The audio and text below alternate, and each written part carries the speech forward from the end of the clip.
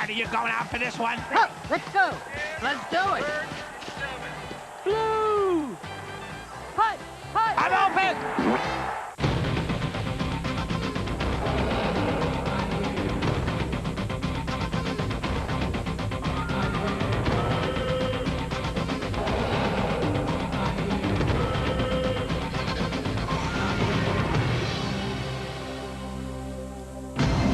Be warned in advance, this week's show is heavily bleeped as we take you inside the NFL's unholy of unholies, the huddle.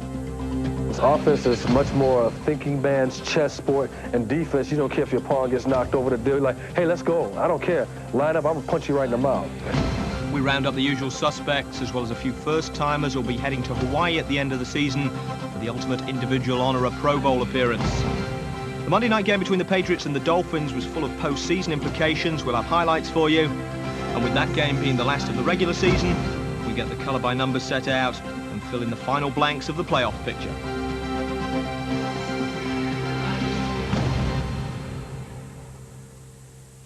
You know, with retailing becoming ever more specialised, you think Hallmark might have produced a line of Merry Christmas, You're Fired cards for team owners to send to that special someone they've been giving votes of confidence to all season.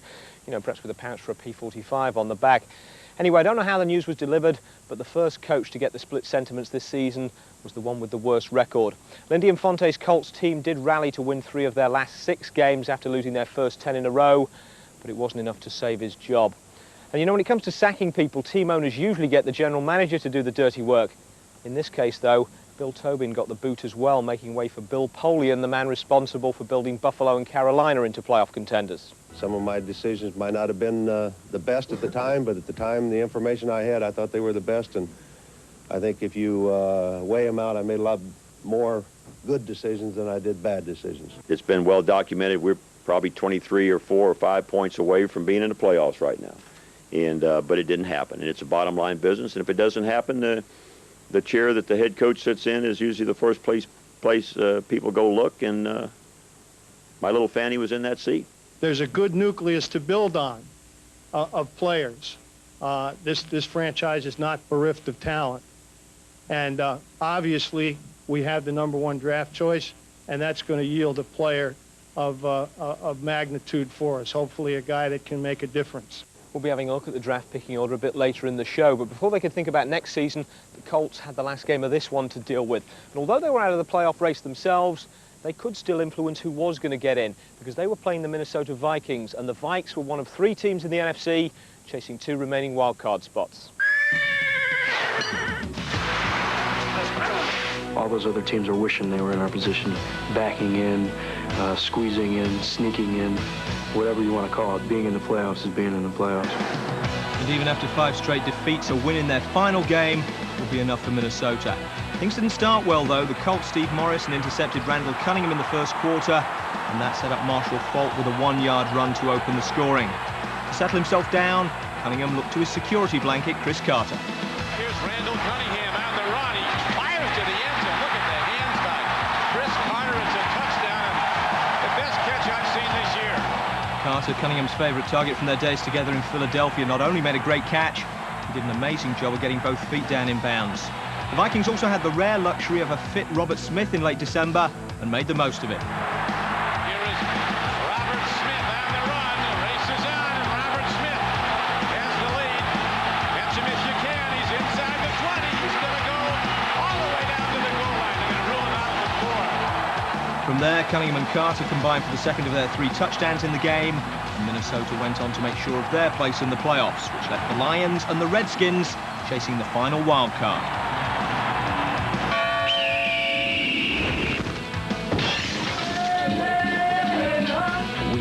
At stake. I mean, we know that we blew many opportunities to, pretty much take control, to win the NFC East. And if things don't work out right, we're going to have those guys, if only we would have type things, going around in your mind.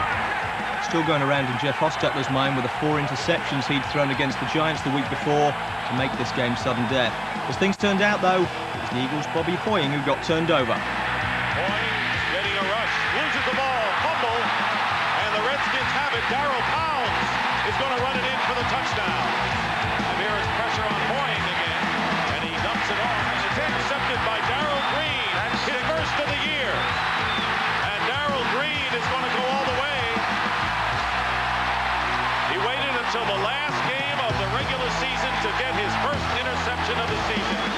That was 14-0 in the first quarter, and the Redskins' defense was threatening to win the game on their own. But a 57-yard kickoff return by the Eagles' rookie Deuce Staley put them in position to strike back almost immediately.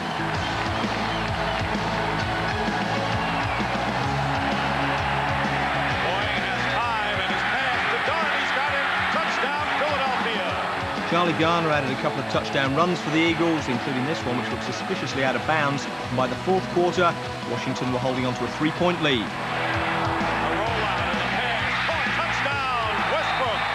The Eagles never came closer than 3 after that, and having done their bit, all the Redskins could do was wait, watch, and hope that the Lions would lose to let them in.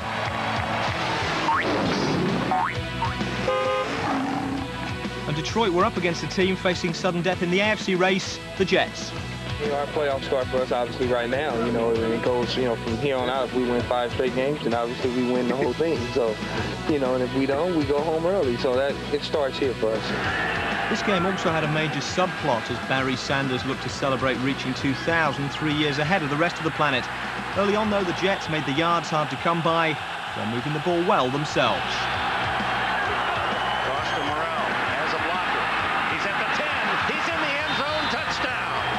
The Jets led 10-3 at half-time, having played almost perfect football.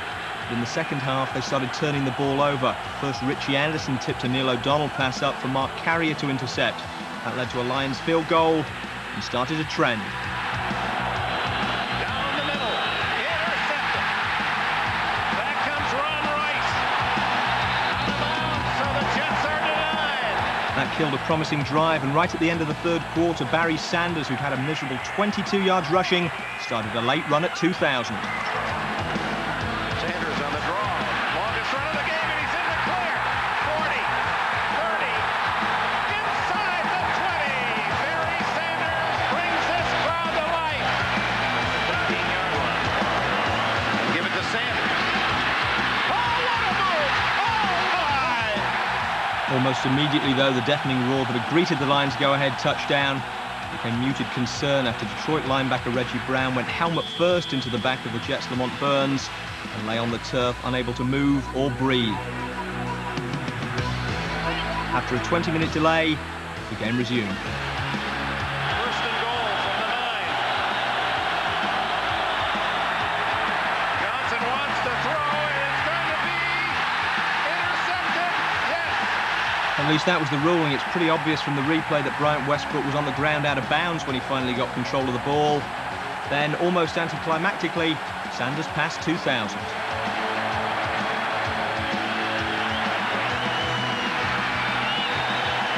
There it is.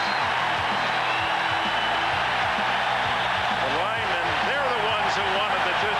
Barry didn't talk about it. He gets the call. Here he goes. Typical, an unspectacular 2-yarder to make history, followed by the run the screenwriters will probably alter history to make the crucial one when they shoot the movie. And that was it. Game over. We talked about it amongst ourselves. We never really talked to Barry about it, but it was something that we were hanging our hat on and we can be extremely proud of for the rest of our lives. For the Lions, though, the pride was tempered with sadness. The good news from the hospital was that their teammate Reggie Brown had movement in all his limbs. The bad news is that his career is now probably over.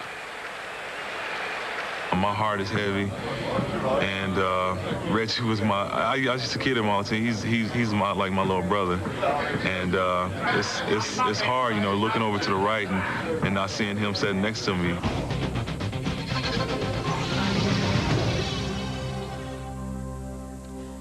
And our best wishes, of course, go to Reggie Brown and his family. Now, that win by the Lions changed the stakes in the Monday night game between Miami and New England from loser goes home to my place or yours. With the Jets losing, both the Dolphins and the Patriots knew they were in the playoffs before the game started, and they also knew that they'd be playing each other the following week in the first round. The only thing left to be decided was which of them would go in as division champions and have home field advantage. Well, Miami had the benefit of being at home for this one, and Pro Player Stadium was sold out, as you'd expect, for the last game to kick off in the 1997 regular season. We join Al Michaels, Frank Gifford and Dan Deardorff on the Dolphins' opening drive. Marino started to slip and gets it away, and it's caught by Abdul-Jabbar. and he's off to the races. Inside the 30, taken down at the 24 by Lawyer Malloy. Well, right now, when you look at the emotional level that the Miami Dolphins have started this game, you have to say the worst thing that happened to the Patriots is the fact that the Colts beat the Dolphins 41-0 last week.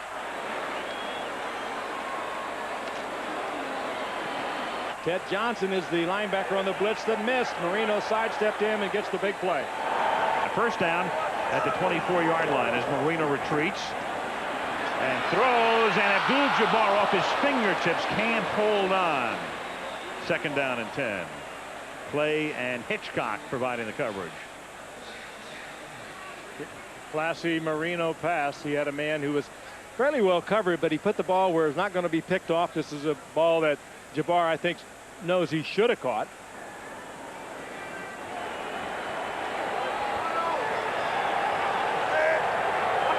Second and 10, double tight end set for the Dolphins. Abdul-Jabbar, the sole back, and look out as Marino gets taken down at the 33. That time Johnson didn't miss him.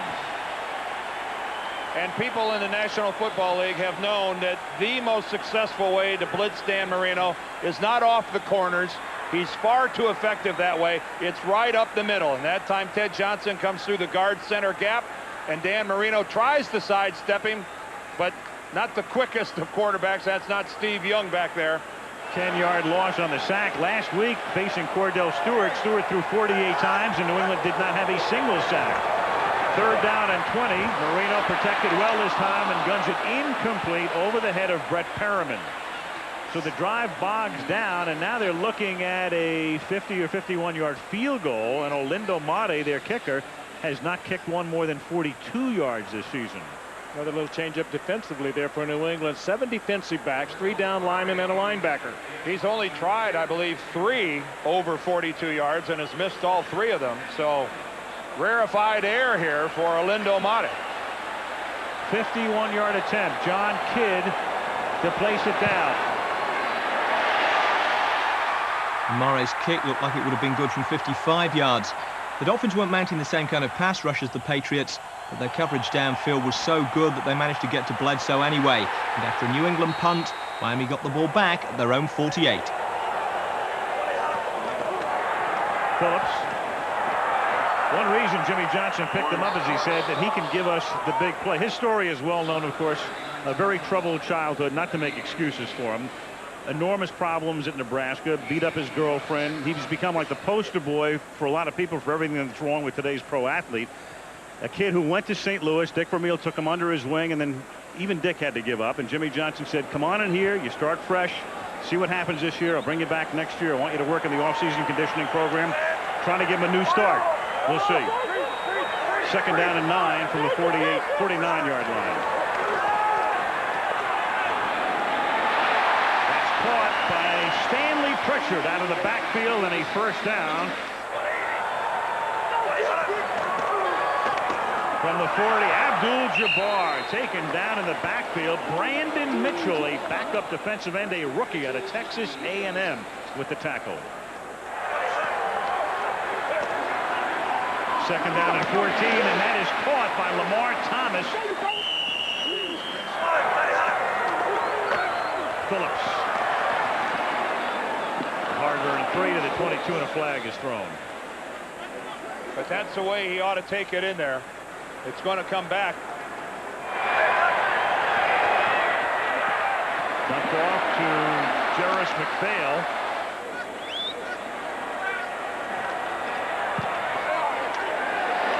And Murray bangs that one through.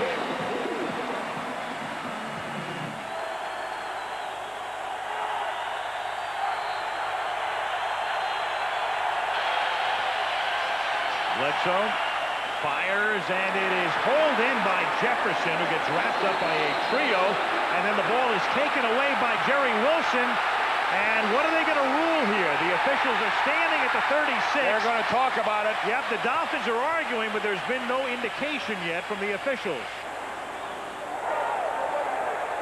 We have a fumble on the play. The ball is recovered, and the whistle blew the ball dead at that time. First down. Well, I'm not sure the whistle has that authority. It certainly looked like a legitimate live ball from the replay, and the Dolphins could feel aggrieved that they weren't awarded the touchdown on Sean Wooden's run back.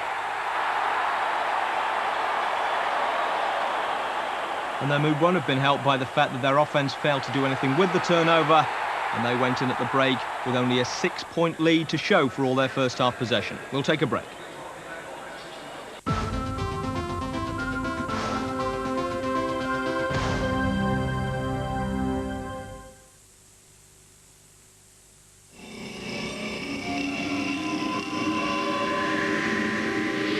Inside this engine, the 21st century has already begun.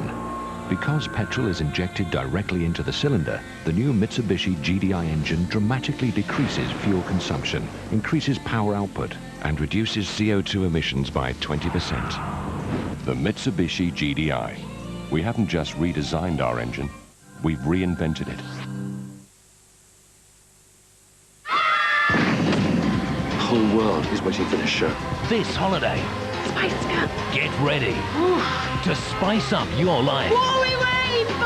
Go! Good fire in their eyes, hunger in their bellies, and great big shoes on their feet. Hold on to your stickers, go! Spice World, the movie, at cinemas now.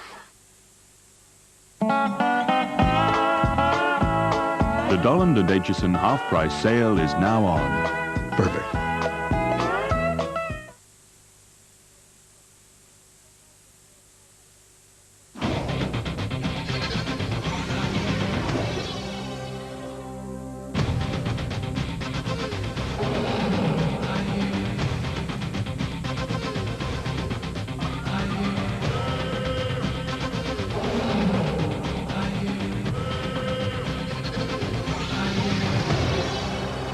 Miami's Pro Player Stadium, where the Dolphins were hoping to see the Patriots again in the playoffs. They led 6-0 going into the second half of this home field advantage decider, but punted to the Patriots to start it.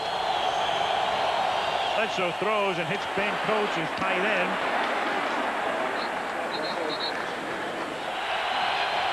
Second and 2.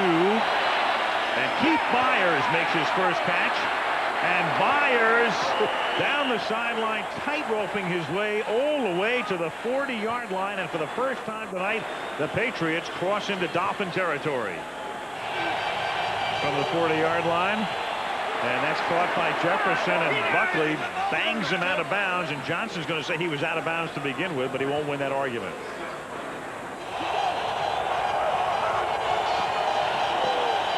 Bledsoe floats one, and into the corner. It is out of bounds. Derek Cullors was there. Almost a perfectly executed play. Almost. And they give it to Cullors, and he picks up 3, tackled by Trace Armstrong, and setting up a 3rd down and 7 from the 22-yard line. Ball is loose, but after the play, and then Taylor gets into it.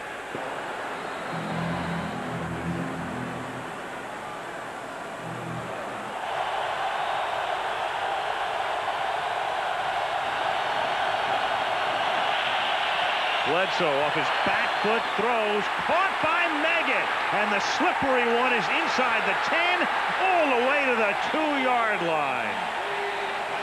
Oh, what a terrific effort by Dave Meggett. Caught that short of the first down, broke it back to the inside. The Dolphin defender, I think, thought he was going to try to take it to the sidelines. Terrific running by Dave Meggett. Little move. Now back to the inside. The Dolphin defender slips on the grass. Meggett with the hand down, keeps on his feet, gets the first down and inside the 5-yard line. They had the right coverage called, Frank. The defender was Anthony Harris, the linebacker. He's locked up on Meggett, but he just loses his footing. Mario Greer is the tailback. He has the football and a touchdown on his first carry of the night. And this is what we talked about right before the end of the half, that Pete Carroll had to be thrilled that he was going to the locker room down by only 6 points and can take the lead with a touchdown and a conversion. Good drive. Started at their own 30-yard line. Got the plays when they needed it. Well, that was all the scoring action in the third quarter. It's the start of the fourth now, with the Patriots in possession and facing the terrifying wall of sound generated by the Dolphins cheerleaders. 2nd and 7 from the 49 as we start the 4th quarter. And it's Sean Jefferson continuing to have a big night. First down at the 39-yard line.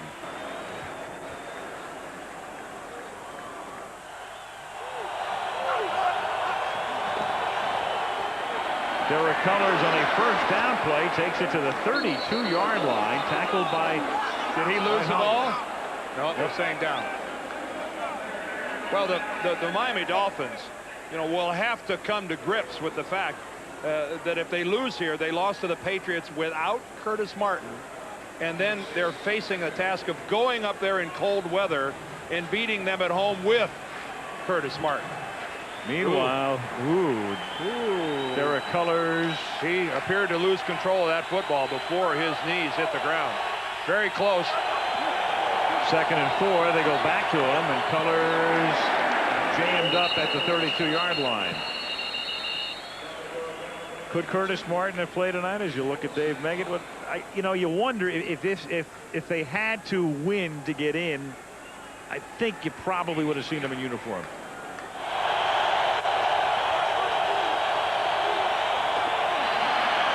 As Bledsoe goes deep and spinning around, a flag is thrown. Vincent Brisby with Buckley on the coverage.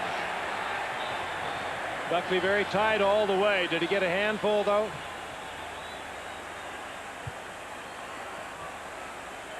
Brisby just in a straight fly. Little consultation on the sidelines. The official who's right on top. Pass interference. Number 27. Defense. That's a first down.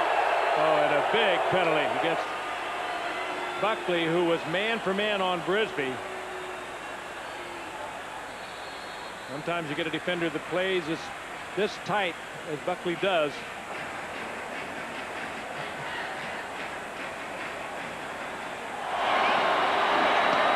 And it's Ben Coates over the middle.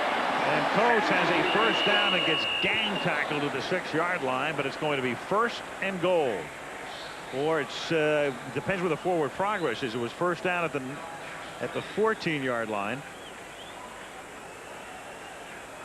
And they're going to spot it at the 5-yard line. So 2nd down, make it 2nd and 1. Look at Drew Bledsoe and kind of an uncharacteristic look at him. He was amused by something. Big smile on his face as he got that completion off to Coates. Dolphins have done a pretty good job against Ben Coates tonight. Covering underneath and with a deep man, 2-man coverage on Coates most of the way. 2nd and a long one from the 5. And they give it to Meggett, who goes through nearly untouched. And there is no question who is firmly in control of this football game right now. Oh, and the little man who is questionable tonight has made another big play, David Meggett. Former Giant, the Bill Parcells, took up to New England with him and has remained on. And he was questionable with a hamstring tonight. Again, wonderful blocking up front.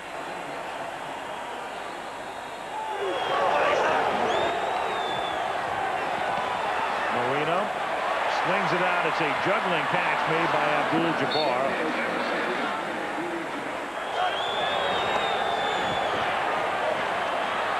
Marino guns it. It's caught up at the 40-yard line, and that's O.J. McDuffie. The Patriots have done a good job taking him out of the game to this point. 5-man rush. Finds Thomas. Caught by McDuffie to the 31.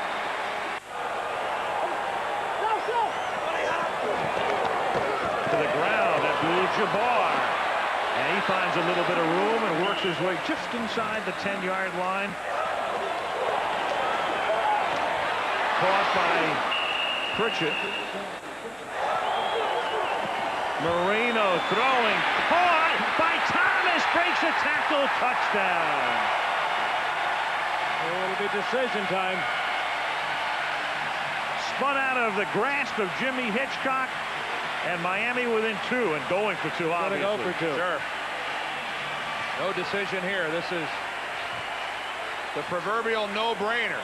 It's just, do they let Marino do it again?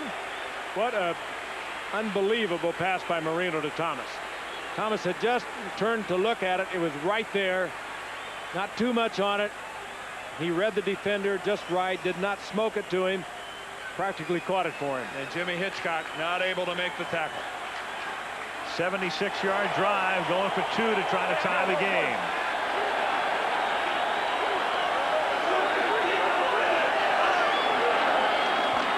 To Abdul-Jabbar to tie it. Flag is thrown.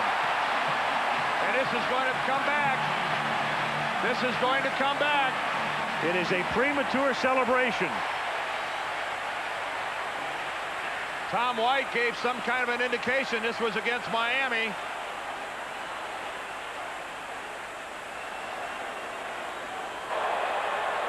Holding, number 78. Whoa, baby. 10-yard penalty for retry. The left tackle is Richmond Webb. He's at the top of your screen, number 78. He's blocking Willie McGinnis. You know, in today's world, that's not, I've seen far worse than that not get called for holding. And there's Pete Carroll running the entire gamut of emotion. What a double take that was, huh? Whew. Now from the 12-yard line for the 2-point conversion.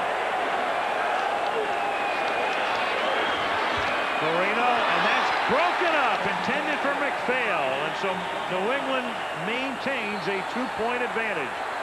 Not without some lively debate there, because the Dolphins were claiming that McPhail was held the second time round. But Jimmy Johnson's tirade of body language got him nowhere. And inside the final 2 minutes, Miami still trailed 14-12. On first down, Marino throws, and Thomas has to reach behind him to make the catch. From the 42, Marino has it batted, and it's incomplete. Batted by Chad Eaton.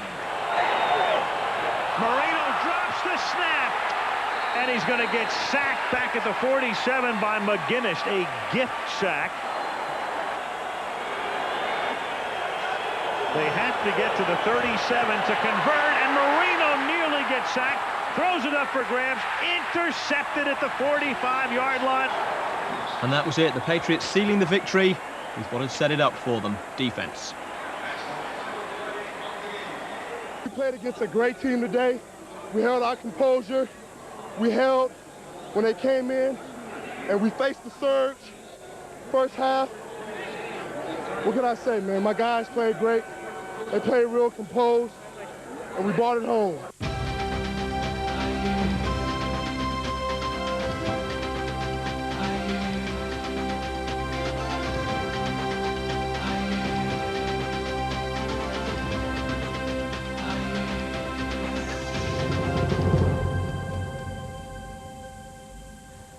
So, having failed to beat the Patriots at home, the Dolphins now have to try and do it on the road in Foxborough, where incidentally they also lost earlier this season. So if there's one thing on the Dolphins side, I suppose, it's the law of averages. And you know, rematches are a bit of a theme of this year's playoffs, starting with a game that turned out to be one of the big upsets of last year's. That being the Jacksonville Jaguars' win over the Broncos on the road in Denver. Jags on 3, 1, 2, 3, Jags! If you need reminding, and I'm sure Broncos fans don't, this was the divisional game last year that matched the lowest seed in the AFC against the team with the best record in the league in front of their own screaming fans. But Mark Brunell tore the Denver secondary to shreds, leaving what was supposed to be a Super Bowl season for the Broncos in the same state.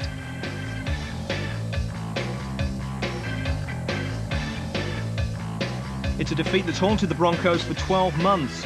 Now, they get a chance to exorcise it. We came in this year focused and realized that we had a very good chance of getting back to where we were last year. We just not let what happened happen last year. There's certainly no danger of last year's complacency creeping back in. The Broncos are wild cards themselves this year after a late season slump, and their best offensive weapon, Terrell Davis, will be carrying a shoulder injury into the game. Here are the matchups then. The Chiefs and Steelers are where the Broncos and Pats were last year, at home with a first-round bye. In the NFC, the Lions and Buccaneers, like New England and Miami, playing for the third time this year.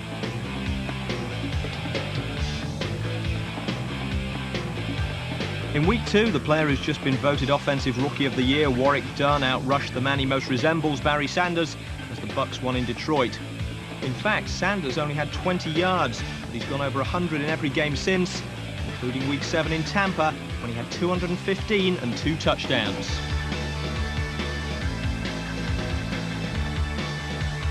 Whichever rushing game prevails this time could decide the result, which is why Tampa's Tony Dungy looks like he's not getting much sleep. He'll be relying on a fierce defensive front four and a crowd seeing its first home playoff game for 18 years.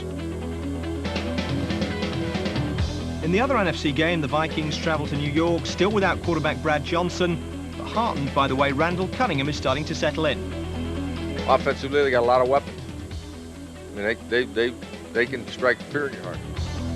Minnesota have one of the best balanced attacks in the league, with Jake Reed and Chris Carter out wide, and Robert Smith to take advantage once they've spread the defense. It wasn't working to full effect late in the season, but that's history as far as the Vikes are concerned. It's a whole new thing now, and that's why it means a lot to be in the playoffs, because that's what we play the regular season for one reason only, to get to the playoffs. While the Vikings have seasons of playoff experience at quarterback, the Giants have Danny Cannell, who, like most of his teammates, is making his first ever postseason appearance. But if there's one thing Cannell's shown this season, it's that he's got plenty of nerve. He's also got a pounding ground game to fall back on in the shape of rookie Charles Way. And I'm going to tell you something, man. It's been a while since it's been like this around here. But you know what? We're back! No disrespect to their offense, but the real strength of the Giants is on defense. They force more turnovers this season than any other team in the league. And if they're going to make real progress in the playoffs, that'll have to continue.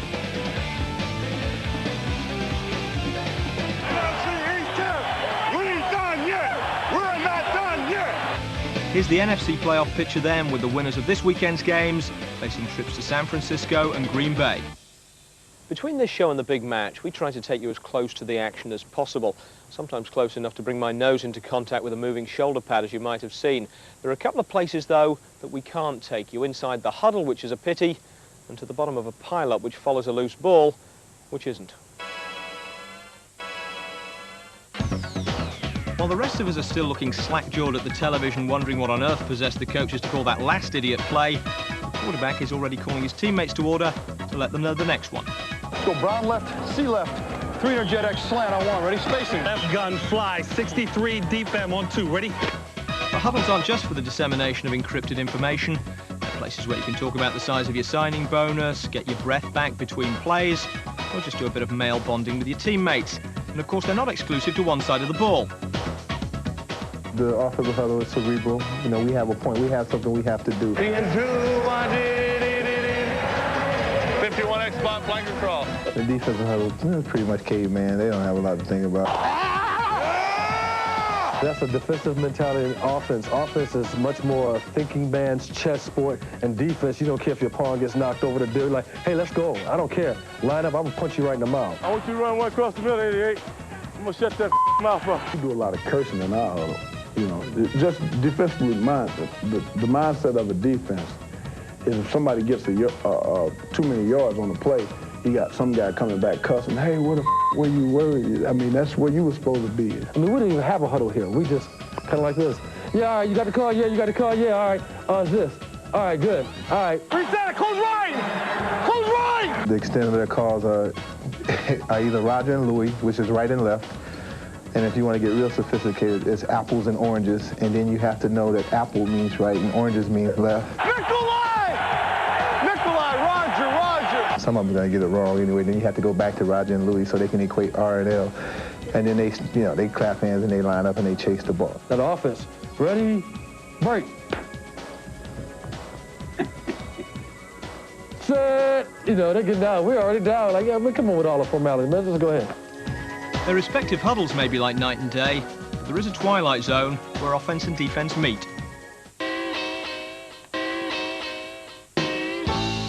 There's nothing like a loose ball for bringing people together. It's separating them again that's the trouble. Because while possession may be 9/10 of the law, the pile-up that invariably follows a fumble is populated by characters with no respect either for the law or other people's possessions.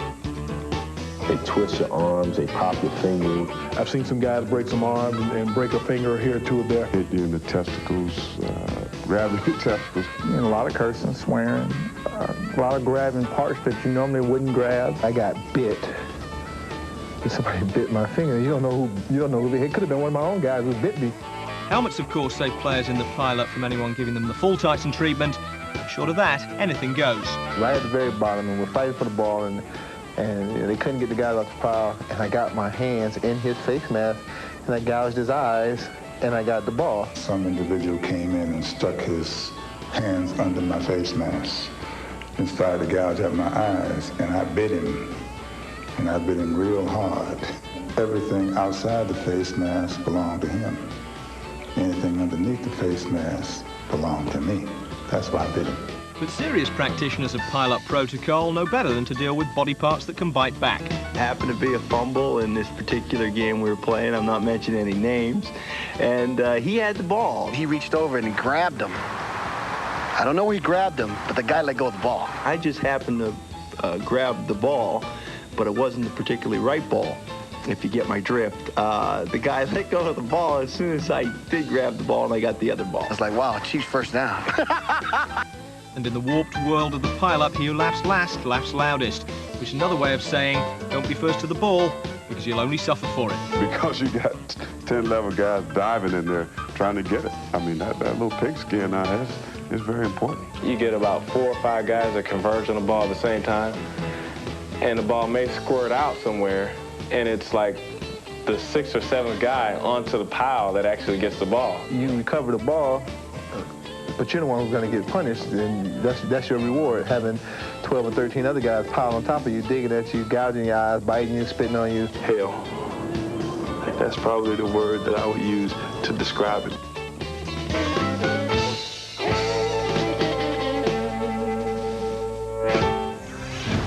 After the break, we shed a manly tear over the last roundup of the regular season, give you your weekly chance to win